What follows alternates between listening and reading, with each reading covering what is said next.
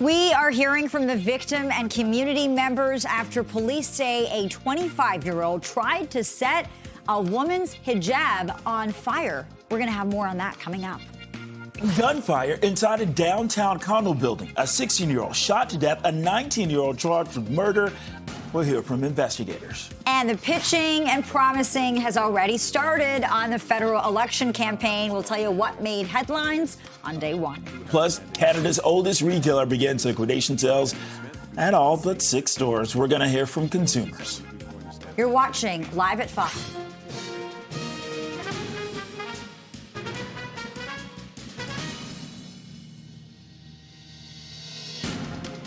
Good evening. I'm Bakari Savage. And I'm Lena Latafat. Thank you for joining us here on Live at 5. We begin in Ajax, where a community is on edge after a Muslim woman was attacked over the weekend. And police say that the suspect, a 25-year-old woman, attempted to set the victim's hijab on fire. This is a live look tonight at Ajax Public Library on Harwood Avenue, where the victim was studying before she was approached. That woman telling police she was approached by an unknown woman who began yelling profanities and throwing objects at her before trying to remove her hijab. She says the suspect then poured liquid on that hijab and tried to light it on fire before leaving the library. 25-year-old Kaylee Ann Fryers facing 2 counts of assault. This is with the weapon and 3 counts of failing to comply with the probation order. And the woman at the center of the attack is speaking out about the shocking incident today. Let's bring in CP24's Melissa Duggan for more. Melissa. Yeah, Lena, we are hearing from the victim. We're hearing from members of the community today. And just a reminder, this happened in the middle of the day on Saturday in a library. Police describing this as an unprovoked attack, that coming from Durham police. We are again hearing from members of the community today. A lot of reaction pouring in after this very disturbing case. It was over the weekend that we heard from the mayor of Ajax and the library board vice chair saying that this appeared to be motivated by Islamophobia. Now, the victim in the case, as she was being allegedly assaulted here, she screamed for help. That is when security stepped in. And that is when the suspect in this case fled from the library. Police were able to track down the suspect just hours later to make this arrest. As for what we're hearing from the victim today, a statement was read out on her behalf, just describing how she is still feeling today. I want to share that with you. I can't stop thinking, what if the lighter had worked? What if my hijab had caught on fire? The least of the damage would have been permanent burns on my face. What if the scissors and the metal object she threw at me had struck my neck instead of missing? I can't stop replaying those possibilities in my mind. Since that day, I haven't been able to sleep properly. Every time I close my eyes, the incident replays over and over again. No, I wasn't shocked. I was frustrated. I was angry. Angry that our community still has to deal with this type of behavior. Angry that we have been told by so many that Islamophobia doesn't exist. I was there in London when 3 generations of a family were taken from this earth. I was there at IMO, just an hour down the 401, when a man was murdered outside of a mosque. Shock, outrage, just some of what we're hearing expressed today. And also something I want to mention, too, the victim in this case did not know the suspect at all. This was a stranger who approached her. And the suspect, again, in this case, facing several charges, including assault with a weapon. She was held in custody pending a bail hearing. Back to you. Okay, joining us live from the newsroom, CP24's Melissa Duggan. Melissa, thank you. Thanks. Well, also, Ajax Deputy Mayor Sterling Lee offered the city's support to the Muslim community. This hate-fueled attack has shaken our community to its core. As we approach the end of Ramadan, a sacred month of peace, reflection, and spiritual renewal, this incident is a shocking reminder that our Ajax community is not immune to the intolerance and hatred that persists in our world. On behalf of the town of Ajax, we stand in absolute solidarity with our Muslim community and unequivocally condemn this hateful act. And Liberal leader Mark Carney tweeted about the incident. He posted to social media. He says this type of violence is not an isolated incident. Islamophobia is real, it is dangerous, and it must stop. He offers his support and prayers to the victims of this terrible attack and says, I am relieved that the police acted quickly and made an arrest. And from Ontario, NDP leader Mart Sal is also posting to social media, quote, this is horrifying. Islamophobia is deadly and there's no place for it in this country. Not now, not ever. My heart is with the victim, her family, and Ontario's Muslim community. 5:05, 4 degrees. Switching gears, let's get a check on the evening commute with our traffic specialist, Adjoa and Sia. Hey, Adj. Oh, good afternoon. Good afternoon to both of you, or good evening to both of you. If you're making your way out, it has been quite the busy go. We had a little bit of light rain coming down. The rain is sort of subsided, but the delays have not. So very busy if you're on the westbound lanes of the Gardiner from Jarvis to Dufferin, but at least no live lane issues involving collisions. Just that long-term construction that continues. Don Valley Parkway on the northbound side, seeing the rain through here, so it's making for a slower drive from Don Mills up to the 401. And all earlier issues on the 401 have cleared, so that's a bit of good news, but still very jammed as you navigate across the top of the city.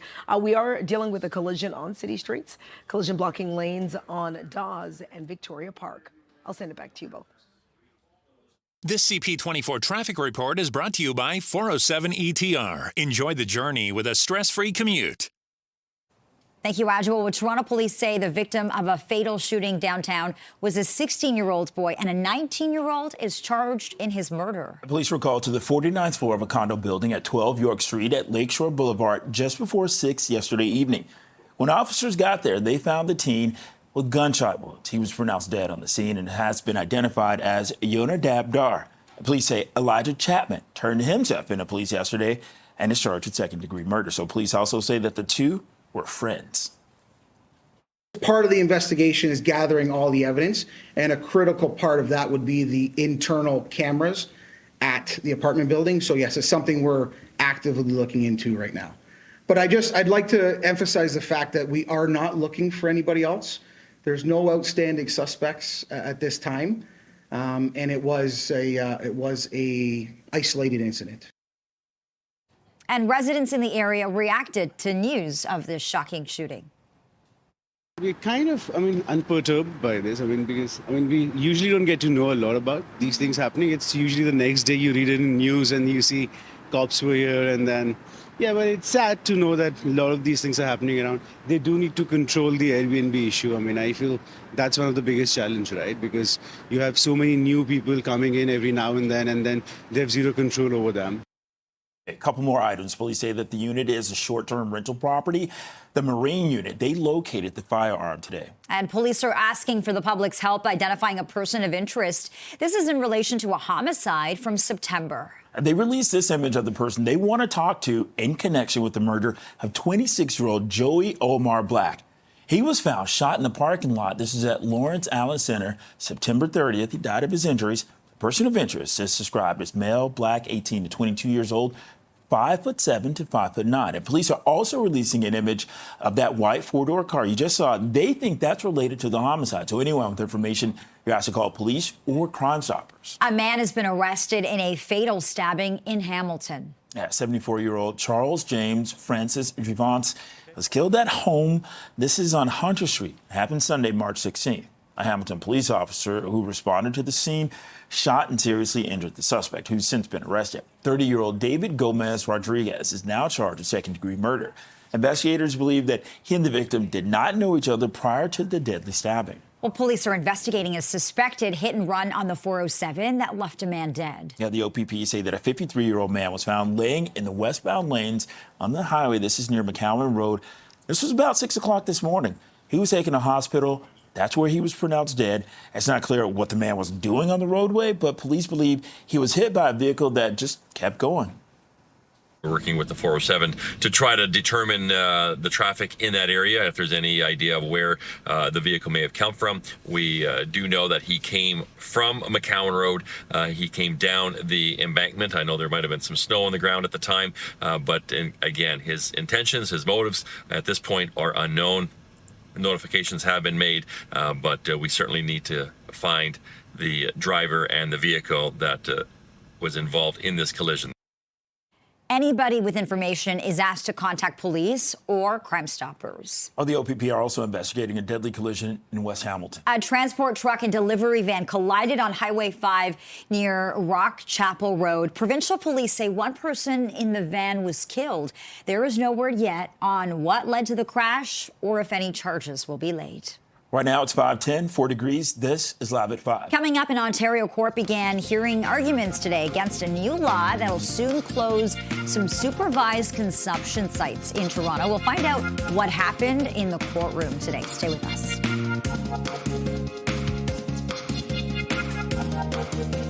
Welcome back. Dozens of supporters packed a Toronto courtroom today as a supervised consumption site challenged the legality of a new provincial law that'll soon shut down 10 such sites and prevent new ones from opening. And for what happened inside the courtroom, we're joined live by CTV's Queen's Park Bureau Chief, Siobhan Moore. Siobhan, good evening. Good to be with you. What we really saw is just the day one of a two-day process where we saw the people bringing this court challenge start to make their arguments. Essentially, they say that this law enacted by the provincial government towards the end of last year violates the charter and constitutional rights of people who use them. They say that by forcing the closure of supervised drug consumption sites that are close to schools and daycare centers, drug users will be forced to take steps that are unhealthy, unsafe, and that is a violation of their rights. Okay, and Siobhan, when it comes to like the background, how we got here, let's kind of take us through that process. This really began back in the summer of 2023, where we saw a woman, a mother, killed by a stray bullet outside a Leslieville safe consumption site. That raised a lot of questions about the safety around these sites, and that prompted a provincial review. That started the ball rolling down this hill, and now in the late summer, we heard from the Minister of Health that they were heading in this direction. The legal challenge was set out in December, and we heard today what really is at stake if these sites are to close.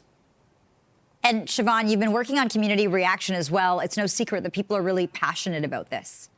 They really are. They say that without the help of these sites, it's clear that people are going to die. People are going to be forced to do drugs in public or go deeper underground, they say. And that when we have a toxic drug supply, that can be really frightening, they say. And they're questioning why the government won't just invest more funds into a program they contend has proven to work to save lives. One of the things the government is arguing is that people don't like to find needles around schools.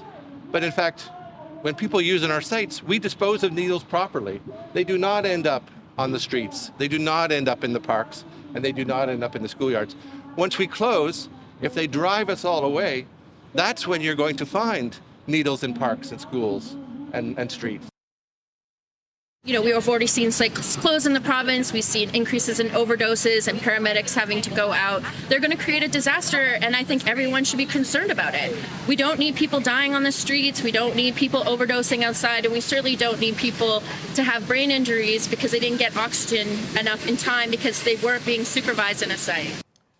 And also, so the Siobhan, group is... go ahead. You can go. I was just going to say the group is asking for an injunction to prevent the closure of these sites because they're just 7 days away. It will be a little longer of a wait to find out exactly whether or not these sites will be able to stay open if the charter challenge is successful. Okay, CTV's Queen's Park Bureau Chief Siobhan Morris. Thank you, Siobhan.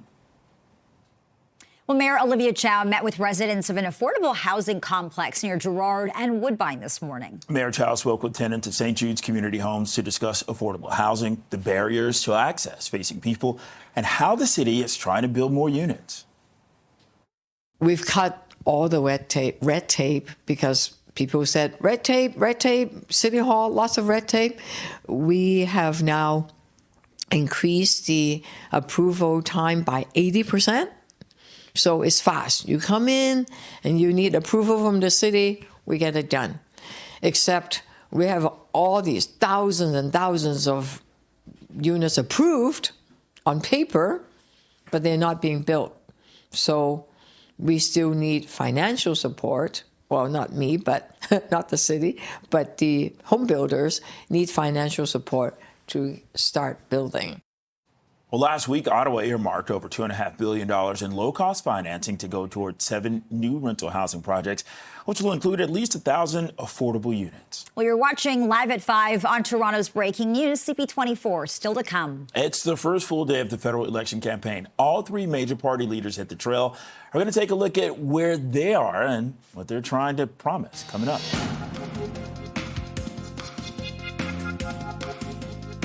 Welcome back. The first full day of the federal election campaign saw party leaders making their first pitches to voters and also commenting on the big question hanging over this election, how to deal with U.S. President Donald Trump.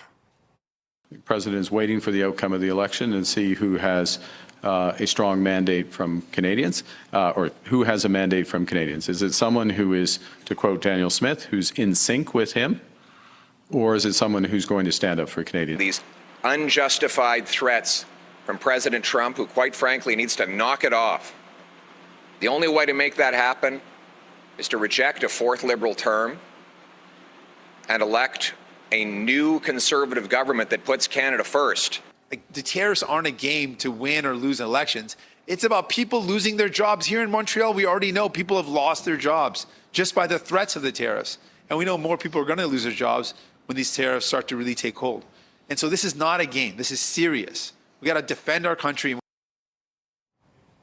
Carney arrived in Halifax this afternoon after visiting Gander, Newfoundland earlier today.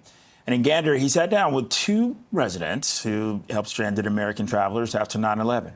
Beulah Cooper and Diane Davis inspired 2 characters in the hit musical Come From Away. Well, Carney was asked about the Conservatives' proposed tax cut during a news conference in Gander today. That he will eliminate, not just cut, eliminate childcare, eliminate dental care, eliminate pharmacare. He still doesn't have enough to pay. He's going to eliminate foreign aid while he's at it. He's eliminating the Housing Accelerated Fund. So he's eliminating affordable housing. And even with all that, he's getting this number. It's a everyone for themselves approach versus we're all in it together. We have a balanced approach. Yes, we're focused on affordability. Yes, we want Canadians to have more money in their pockets. That's why we have a middle-class tax cut. But at the same time, we have these supports for the most vulnerable in our society. And Conservative leader Pierre Poilievre visited a packaging company near Airport Road in Steeles this morning for a campaign announcement. Poilievre promised to cut the tax rate for the lowest income tax bracket if his party forms government. We will ensure that this money goes right into people's pockets so that they can make the decisions. They will then spend that money at local small businesses who will then be able to hire more people, creating even more powerful paychecks on which the taxes will be further still lowered. It is part of an overall plan, what I call the Bring It Home tax cut. It's an across-the-board tax cut on energy, work, investment, and home building. NDP leader Jagmeet Singh made a campaign stop in Montreal this morning and was asked why he chose Quebec for his first official announcement. We made it a very clear point to choose Montreal on day 1 of the election. To launch our campaign, we wanted to be in Montreal. We wanted to be in Quebec. A big part of that is I got into politics to make a difference in people's lives. And I was really inspired by Jack Layton. And Jack Layton's dream was that New Democrats are not just the conscience of Parliament, but we actually form government to make people's lives better. We need to be in a position to make decisions that benefit everyday folks. And to continue that dream, we have to win seats in Quebec. We have to win seats in Montreal. Election Day is April 28th, and there will be 4 days of advance polling over the Easter weekend from April 18th to the 21st. This is going to be a short election campaign. Well, liquidation sales began at Hudson's Bay stores across the country today. The country's oldest retailer is liquidating 74 of its namesake stores, including this one at Woodbine Mall. We're giving you a live shot there. The parking lot looks pretty full. Lots of people there, I'm sure, hunting for some bargains. 3 Saks Fifth Avenue stores and 13 Saks off Fifth are also part of the liquidation process for the indebted company. It is planning to keep 6 stores open after the liquidation, including the flagship at Yonge and Queen and stores at Yorkdale Mall and Hillcrest Mall. And retail analyst Doug Stevens says bargain hunters could be disappointed by the scale of the sales at the Bay. they have an obligation to the creditors to try and actually optimize the value of that inventory. And there's about $315 million worth of inventory. So the tendency in these situations is not for sort of an immediate blowout, 50% off kind of thing. They will gradually mark down the price of products. But again, they're trying to optimize what they get in return so that they can pay back creditors. Okay, items are on sale inside the Hudson Space store at the Pickering City Center, one of dozens of stores that are now just trying to sell off inventory. I'm very sad about this. My mother used to work for the Bay in downtown, and she retired when she was working at Simpson's. And it's been part of the family, let's say. Because it's an icon. I know it's not owned by a Canadian, but still, the history's here. Long time. We're going to lose some of our options for purchasing things, and we're more going into the store and looking for something as opposed to doing it online.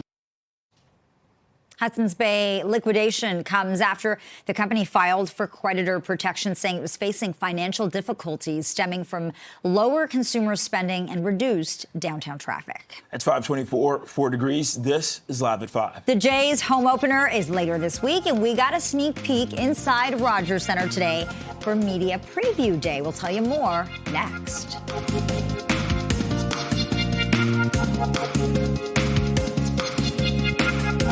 Welcome back. The Blue Jays wrapped up their spring training schedule yesterday, and they're getting ready to head north. The team is set to open the regular season on Thursday, and fans are going to experience a new and improved Rogers Center. CTV's Sean Leathon got a sneak preview this morning. Well, it's just a few days away from opening day at the Rogers Center. The field's almost ready, but the fans all want to see what's going to be new at the stadium this year, and I'm standing in one of the newest locations. This is called Club 328, and it's directly down the right field line. This is a new experience for fans. As you can see, you're very close to the field, right up against that fence, and the Club 328 name comes from the idea that you're 328 feet from home plate, right in the corner. But there's much more to it than what you may see right here at this experience, as you can walk all the way down this giant hallway. Now, when they redid the stadium in the last 2 years, they did the 100 level last year, the year before that, they did the outfield, and they wanted to just clean things up and make it a little bit more exciting for fans, and this is one of the areas they had to come through. They built this giant bar to give fans that cool experience for the in-game experience. A little while ago, I spoke to Buck Martinez, Blue Jays broadcaster and former player, about what to expect here and from the team. It's not Exhibition Stadium, I'll tell you that. It's fabulous. What they've done in the last 3 years is remarkable, because we all know that this was a multi-purpose stadium when it was built, and now it's a baseball park. There's no question about it.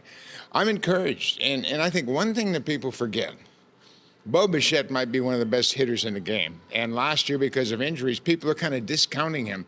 Bo's in a great spot right now, and I think he's going to be in contention for an MVP. I think he's going to have that kind of year.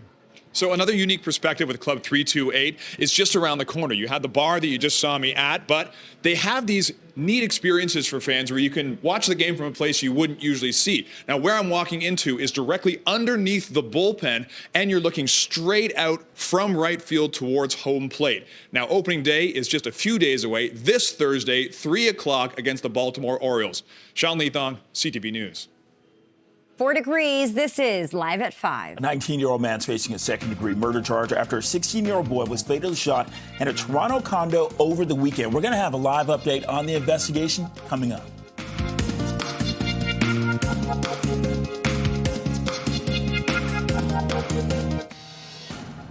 And we're hearing from the victim and community members after police say a 25-year-old tried to set a woman's hijab on fire.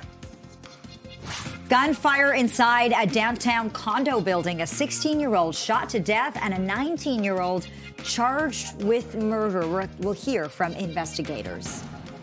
And the pitching and promising has already started on the federal election campaign. We're going to tell you what made headlines on day one. Plus, Canada's oldest retailer begins liquidation sales at all but 6 stores. We'll hear from consumers tonight. This is Live at 5.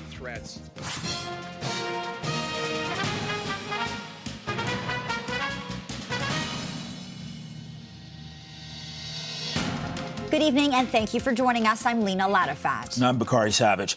We begin in Ajax. This is where a community is on edge after a Muslim woman was attacked over the weekend. Police say the suspect, a 25-year-old woman, attempted to set the victim's hijab on fire. Well, here's a live look tonight. This is at Ajax Public Library. It's on Harwood Avenue, where the victim was studying before she was approached. Now, that woman telling police that she was approached by an unknown woman who began yelling profanities and throwing objects at her before trying to remove her hijab. But she says that the suspect then poured liquid on her hijab and tried to light it on fire before leaving the library. 25-year-old Kaylee Ann Fryer is facing 2 counts of assault with a weapon and 3 counts of failing to comply with a probation order. And the woman at the center of this attack is speaking out about the shocking incident. Let's bring in CP24's Melissa Duggan for more on that. Melissa. Hey there, Lena. Yeah, so the woman involved in this, the victim in this case, she was in the library. She screamed after that alleged assault you just described. And that is when security stepped in and the suspect fled the scene.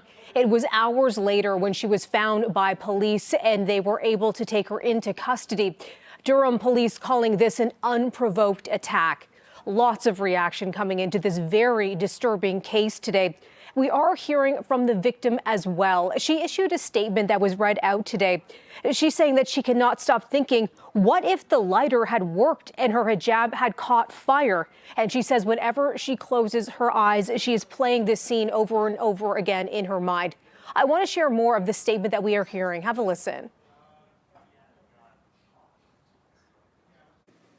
I don't feel safe for my daughters, all of whom wear hijab.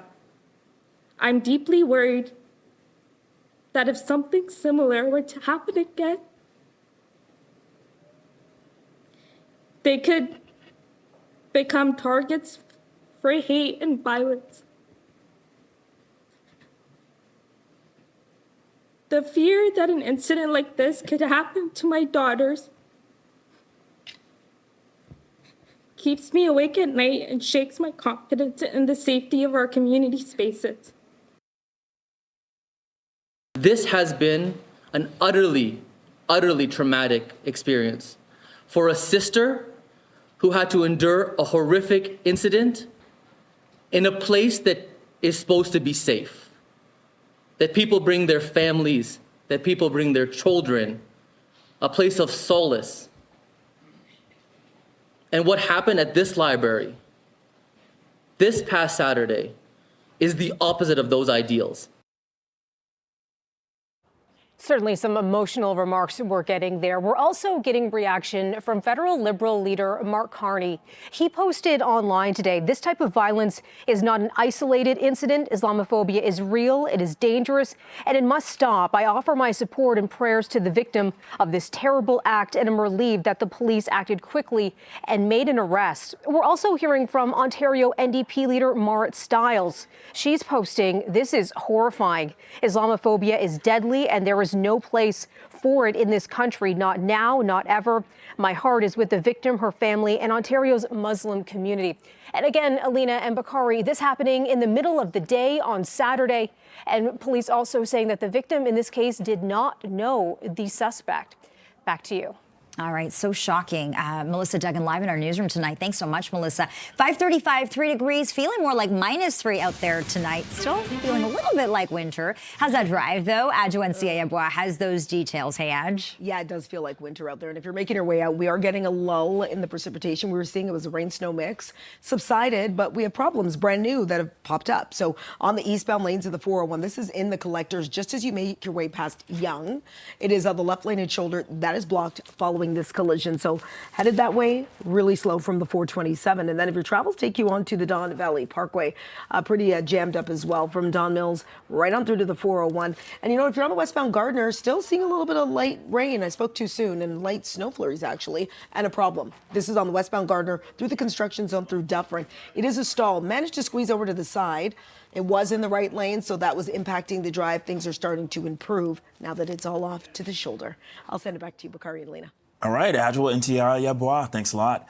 Well, Toronto police say that the victim of a fatal shooting downtown was a 16-year-old boy. So now a 19-year-old has been charged in his murder. CTV Toronto's Janice Golding joins us live with the latest on this investigation. And we're learning a little bit more about the relationship between the victim and the suspect, Janice.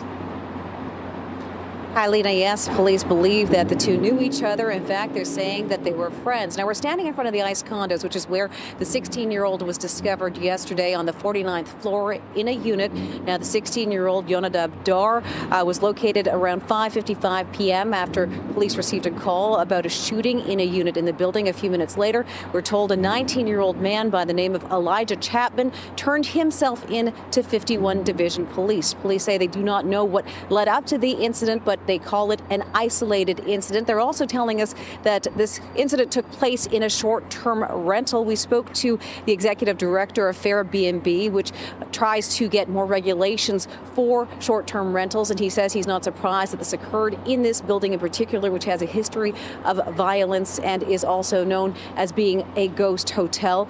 We have more now from a Toronto police officer and neighbors. Part of the investigation is gathering all the evidence, and a critical part of that would be the internal cameras at the apartment building. So yes, it's something we're actively looking into right now. But I'd like to emphasize the fact that we are not looking for anybody else. There's no outstanding suspects at this time, and it was a isolated incident.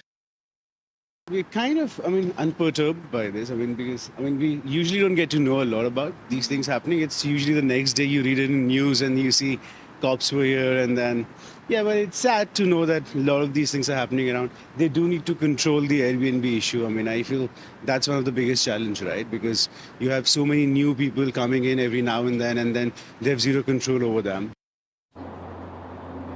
Now, police discovered the body just before 6 p.m. yesterday. However, they believe the shooting actually took place many hours earlier. In fact, they think it happened either late Saturday night or early Sunday morning. This is Toronto's 6th homicide of the year. By the way, the Marine unit was searching the waterfront area earlier this morning, and police say they have recovered a weapon which they believe was used in the shooting. Reporting live from Janice Golding, now back to Bakari and Lena. Janice Golding live in front of the ICE condos near the harborfront. Thanks, Janice. You're watching Live at 5 on Toronto's Breaking News, CP24. It's the first full day of the federal election campaign. All three major party leaders hit the trail. We're going to take a look at where they are and what they're promising. That's coming up.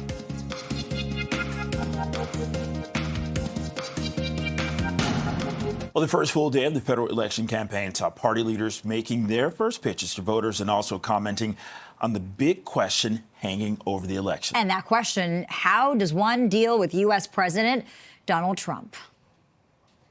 The president is waiting for the outcome of the election and see who has a strong mandate from Canadians, or who has a mandate from Canadians. Is it someone who is, to quote Daniel Smith, who's in sync with him, or is it someone who's going to stand up for Canadians? These unjustified threats from President Trump, who quite frankly needs to knock it off.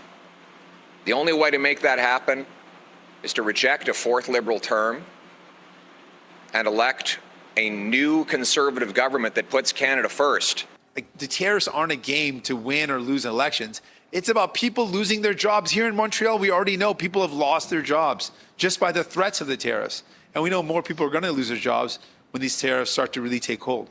And so this is not a game. This is serious. We got to defend our country. Carney arrived in Halifax this afternoon after visiting Gander, Newfoundland, earlier today. He also sat down with two Gander residents who helped stranded American travelers after 9/11, Beulah Cooper and Diane Davis. They inspired two characters in the hit musical Come From Away. In Gander, Canadians did extraordinary things for Americans when they needed it. Now we need to do extraordinary things for ourselves. We will have to do things that we haven't imagined before at speeds we didn't think possible. And that means building millions of homes, building Canada into an energy superpower, building new trade corridors with reliable trading partners. It means the government spending less so Canada can invest more. It means making big polluters pay instead of hardworking Canadians, and creating one Canadian economy instead of 13. And Conservative leader Pierre Poilievre visited a packaging company near Airport Road in Steeles this morning for a campaign announcement. So he was in the GTA. Poilievre promised to cut the tax rate for the lowest income tax bracket if his party forms government. We will do it by reducing the lowest bracket from 15 to 12.75, which is a 2.25% percentage point reduction, and that works out to a 15 percentage reduction in the overall tax bill of everyone earning up to $57,000. That said, because we are cutting the lowest bracket, every single Canadian who pays income tax will pay less. NDP leader Jagmeet Singh made a campaign stop in Montreal this morning. This is where he focused on his plan to get housing built. Both of their plans for tax cuts for millionaires are exactly that. They're plans that help out millionaires more than they help out everyday families. That is not a way to actually help in this difficult time. That's not going to help out folks out there that are saying, you know what, I'm struggling to get by. A tax plan that gives more to millionaires is exactly what we know Conservatives are going to do. And sadly, that's what Mark Carney's plan is as well. His plan is a plan, if you look at it, millionaires benefit the most. That is not a tax plan that's for working people. That's not a tax plan for the middle class. CTV News political commentator Scott Reed tells CP24 the first few days of the campaign are critical. You know that this is a period when people are paying close attention. There are lulls during your campaign, even a shorter one. You know that there are lulls where people check out and they are interested in other things. So you want to make a big, strong impression. The other thing you want to do, you want to sink every possible resource into defining the ballot question for voters. What I mean by that's, wanker political speak for what will be on people's minds when they cast their ballot on April 28th. And again, you could see it. For Carney, it was, give me a mandate to deal with Trump. And by the way, I've got the calm, collected experience to deal with it. For Poilievre, it was the opposite. They were using every resource, every tool, every one of his political skills to say, this is time for a change. Election day is April 28th. There will be 4 days of advanced polling over the Easter weekend from April 18th to the 21st. It's 5:46, 3 degrees. This is Live at 5. And coming up, we're going to take a closer look at Loblaw expanding a body camera pilot project to more provinces, including Ontario.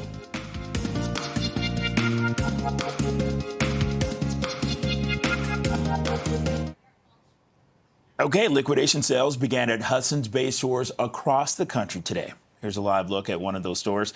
The country's oldest retailer is liquidating 74 of its namesake stores, including this one. This is at Woodbine Mall. 3 Saks Fifth Avenue stores, 13 Saks off Fifth. They're also part of the liquidation process for the indebted company. It is planning to keep 6 stores open after the liquidation, including the flagship store at Yonge and Queen, as well as stores at Yorkdale Mall and Hillcrest Mall. And items are on sale inside the Hudson's Bay store at the Pickering City Center, one of dozens of stores that are now trying to sell off inventory. I'm very sad about this. My mother used to work for the Bay in downtown, and she retired when she was working at Simpson's. And it's been part of the family, let's say. Because it's an icon. I know it's not owned by a Canadian, but still, the history's here. Long time. We're going to lose some of our options for purchasing things, and we're more going into the store and looking for something as opposed to doing it online. Well, Hudson's Bay liquidation comes after the company filed for creditor protection, saying that it's facing financial difficulties stemming from lower consumer spending and reduced downtown traffic. Well, Loblaw is expanding a pilot program that sees some employees wear body cameras to more provinces, and that includes Ontario. The grocery giant says that the initiative is aimed at reducing violent incidents inside stores. So it began last year in Alberta and Saskatchewan. In addition to Ontario, it's going to be rolled out in BC and Manitoba. Loblaw says that the body cams are going to be worn by asset protection staff, security personnel, store managers, and additional team members where required. So to look further into this new policy, we turn to retail analyst Bruce Winder. Bruce, thanks for joining us, and good to see you as always. Look, we're used to seeing body cameras on cops, not grocery employees. Could this become controversial for the grocery giant? What do you think? Yeah, I think, thanks for having me on, first of all. Yeah, I think it's an interesting development, and I think it really represents, unfortunately, the current sort of times we live in right now. So you just have to hop on the internet to look at all the smash and grabs that are happening, people, abusing retail staff, violence in retail stores. And I think what Loblaw is trying to do is de-escalate it. I think they're trying to have the body cam available on select staff. And remember, this is in select stores, too. It's not everywhere, right? So it allows, hopefully the de-escalation of violence. And I wish this didn't have to happen at this point, but unfortunately, I think we find ourselves in this place in some areas, unfortunately. Okay, but Bruce, what does this do for the customer experience? I mean, could this turn shoppers off?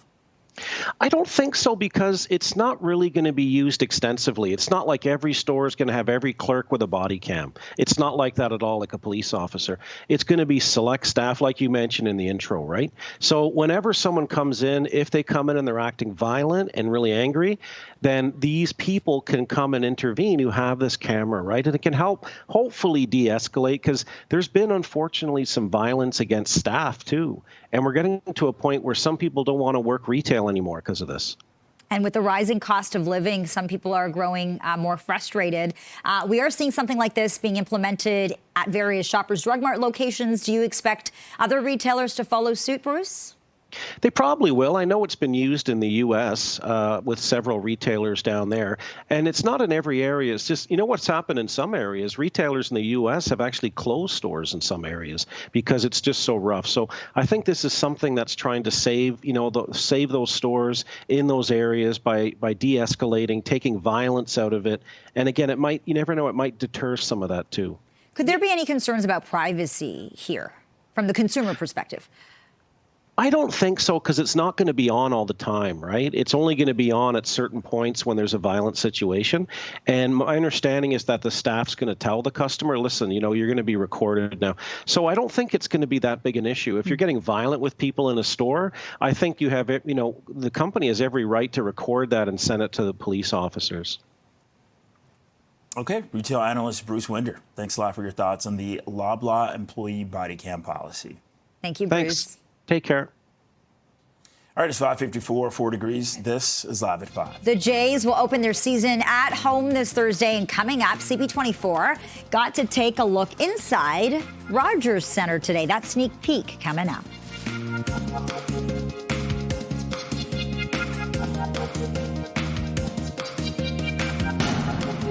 All right, we're getting a look at some of the new features of Rogers Center ahead of the new Jays season. Yeah, take a look at this. We got a sneak peek this morning during Ballpark Media Preview Day. This is always so much fun, right? Club 328 in right field gives fans a chance to really experience the game like never before. The outfield district has also been upgraded, and there are new additions to Jay's shop. They've been working on this for a while. The season features several promotions and special events, and the ground crew is hard at work getting the field ready for opening day. The Jays open the regular season at home. It's coming up this week, Thursday, and that'll happen Thursday afternoon against the Baltimore Orioles. You'll notice the green and yellow as well. We really tried to play into where this club is, which is right down the right field line by our foul pole as well. And another great fact about this club is when we were trying to decide on our name, our head groundskeeper, Tom Farrell of Field Operations, he said, hey, why don't you call it Club 328 based on its orientation of 328 feet from home plate. So that's what we did. And there's some other great things as well. There's a mezzanine level with some great activations. We have some great Club 328 merch. Some of my new favorites are the placata skewers that we have over here on my right with a Sazon sauce. Another top seller is going to be our pastrami panini. What we've done is we braised some short ribs with pastrami seasoning. Up in our stop, it's going to be a top choice for sure. Next up is bringing our Toronto diversity to the stadium with some pork belly bows. Each season, the goal is to provide merchandise that excites our fans, that gives them a reason to continue to come back and buy more and really just enhance the fan experience. This year, we really went for more of a street cool kind of look to create gear that you not only want to wear to the game, but you also want to wear outside of the ballpark. I think one of the ones where Wags, first of all, yeah, Wags is swinging about, isn't he? Gonna test fam here. Come on. Oh, Will. Let's go, baby. There he goes. He's good. He's good. and he is in there head first. All right, look at that. The Jays closed out their spring training schedule with the win. Chris Bassett allowed just 2 hits and 1 run over 5 2/3 innings. Ernie Clement scored the winning run on a wild pitch as the Jays beat the Pirates 2-1. Toronto finishes spring training with an 18-10 record. It's going to be an exciting week for fans. It's 5:59 now, 4 degrees. This is Toronto's breaking news, CP24. Thank you for watching CTV News at 6. It's next.